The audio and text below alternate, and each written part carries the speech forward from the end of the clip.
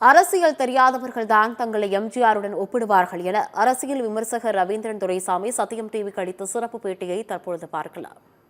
விஜய் கிட்ட எந்த இஷ்யூமே சொல்லதுக்கு இல்லை. பொதுவாக மக்கள் ஏமாளிகள் இழிச்சவாயர்கள் நினச்சி ஏதோ தொடர்ந்து பேசிகிட்டு இருக்கிறாரு. அவர் ரசிகர்கள் மட்டும்தான் வாராரு. சனிக்கிழமையோட 2வது சனிக்கிழமை இந்த கூட்டம் பரப்புரை சினிமா பாணியில் சொல்லணும்னா டல்லடிக்க ஆரம்பிச்சிட்டு புதுசாக ஒன்றும் இல்லை, புதுமையாக ஒன்றும் இல்லை, பழைய பல்லவி தான். புதுசாக அவருக்கு என்ன ஒரு மாற்று என்ன சொல்ல இருக்கிறேன், என்ன ஒரு தீர்வு என்னால் சொல்ல முடியுங்கிறதுல விஜய்கிட்டையும் விஜயை சார்ந்தவர்கள்ட்டையும் பேங்க்ரப்டாக இருக்கிறாங்க, திவாலாகி போய் இருக்கிறாங்க. விஜய் கடையில் சரக்கு எதுவுமே இல்லை. திரும்ப இதையே அவங்க சொல்லிகிட்டு இருக்கிறாங்க.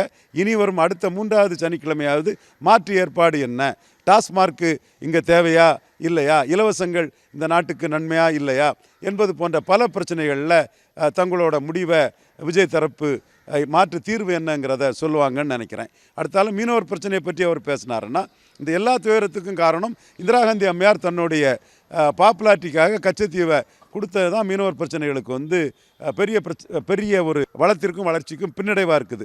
அதை பற்றி ஒரு வார்த்தை விஜய் சொல்லலை.